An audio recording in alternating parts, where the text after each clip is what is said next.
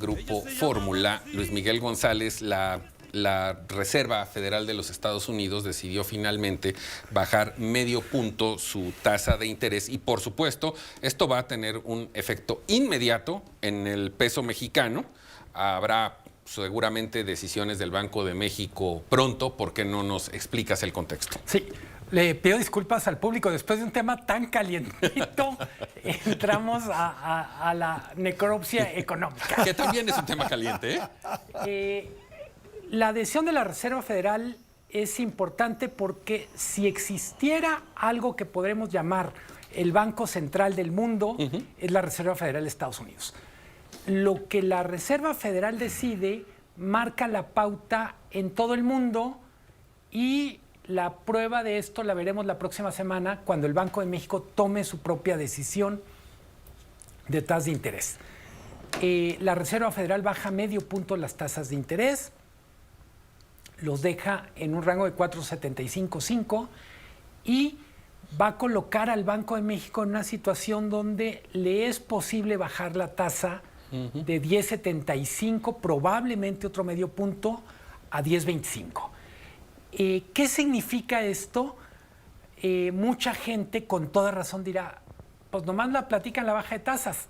Mi tarjeta de crédito va a seguir en la misma tasa, el crédito que yo estoy solicitando a mi quincena o por mi trabajo va a seguir igual. Normalmente los movimientos de tasas tardan en reflejarse en términos de, vamos a decir, crédito al consumo, etcétera, un periodo que puede ir de 3 a 6 meses. Es importante enfatizar, ya empezamos a ver un ciclo de bajas de tasas de interés y el gran ganador con esto, en el caso mexicano, es el gobierno mexicano. ¿Por qué? Porque es el que tiene la deuda más abultada. Cuando vemos lo que el gobierno está gastando en intereses mes a mes, lo que se llama costo del servicio financiero, estamos hablando de 100,000 millones de pesos al mes. Es más o menos 1 de cada 8 pesos del presupuesto es solo para la deuda. Otro impacto de un movimiento de tasas en la Reserva Federal tiene que ver con el tipo de cambio. Quienes están siguiendo minuto a minuto dirán, oigan, pero si bajó la tasa, ¿cómo es que el peso se depreció 17 centavos? Hay que recordar que se anticipaba este movimiento y algo de la revaluación del peso que vimos desde el lunes tiene que ver con lo que dicen movimientos anticipados o toma de posiciones previendo la decisión de la Fed. Es tan importante la decisión de la Reserva Federal, y con eso suelto el micrófono, que, por ejemplo, esta semana fue más relevante para entender qué pasaba con el peso y el dólar que lo que estaba pasando con el Poder Judicial. En algún momento me tocó escuchar a algunos defensores de la reforma o de la 4T decir, ya ven, no pasa nada, los agoreros se están equivocando otra vez. Vamos a decir que lo económico ocurre en varios ciclos de tiempo y esta semana estaba dominada por la expectativa de las decisiones de la Reserva Federal. El impacto de la reforma al Poder Judicial lo vimos en el último mes y probablemente lo veamos en una segunda carga cuando vengan las leyes secundarias, dependiendo de cómo vengan. Pero eso me lleva a preguntarte lo siguiente. En el entendido muy correcto de la diferencia de lo que implicó la decisión de la Fed contra la decisión de votar a favor la reforma judicial.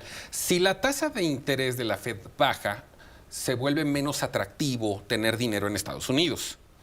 Y aunque aquí en México la bajemos, sigue siendo una diferencia considerable que a los mercados que no tienen ni partido político ni nacionalidad les podría resultar interesante invertir en México, aun y cuando la aprobación de la reforma judicial implique otra serie de complicaciones que, como bien dices, las vamos a ver en un tiempo corto, mediano, a partir de octubre, y que a lo mejor con el tema de las leyes secundarias se puede tardar un poco más. Al final, esa es la pregunta del millón o del billón, porque... ¿De dólares o de pesos? De lo que quieras es muchísimo. No, porque una de las decisiones que tiene que ponderar el Banco de México es cuál es la diferencia de tasas que tengo que mantener respecto a Estados Unidos. Solo como un parámetro, el sexenio pasado, me refiero al de Peña Nieto, más o menos en promedio el diferencial de tasa entre México y Estados Unidos eran 4 puntos. Estoy hablando como una especie de promedio sexenio. Este sexenio han sido 6 puntos.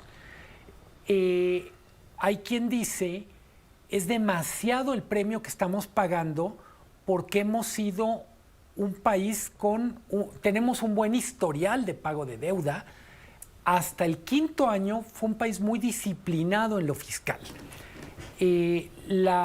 Mucho de lo que vayamos a ver en los próximos meses nos va a decir qué tanto premio tenemos que pagar como país respecto a nuestro principal socio comercial, al mercado financiero más cercano que tenemos. Y yo diría, para mí es un buen parámetro. Si estuviera abajo de 4 puntos es que literalmente somos las estrellas de los mercados. Si nos vamos más allá de 6 puntos, lo que quiere decir es nos están obligando a pagar un premio porque no están teniendo suficiente confianza. Es mejor explicar los números y esperar a ver qué pasa que hacer pronósticos. Pero más o menos. ¿Y tu pronóstico, Juan? A ver, bueno, yo no soy bueno por los pronósticos, nunca me he ganado ni la lotería, ni una rifa, ni nada, pero a mí me queda claro que hay un tema de inflación que favorece la toma de decisiones. En Estados Unidos, hasta donde entiendo, han logrado controlar la inflación, va a la baja y la decisión de la Fed tiene que ver también con eso. Es decir, el Banco Central toma decisiones en función de la inflación, allá va a la baja. Aquí, en este programa, en este mismo espacio, cuando el Banco de México decidió recortar la tasa, recuerdo que se decía, es una muy mala decisión con una inflación que tiende al alza. Bueno, en todo caso, los efectos, como bien explicó Luis Miguel, van en 2 sentidos y habrá que analizar cada uno en su momento. Vamos a un corte, continuamos aquí en Eduardo Ruiz Gili en Fórmula.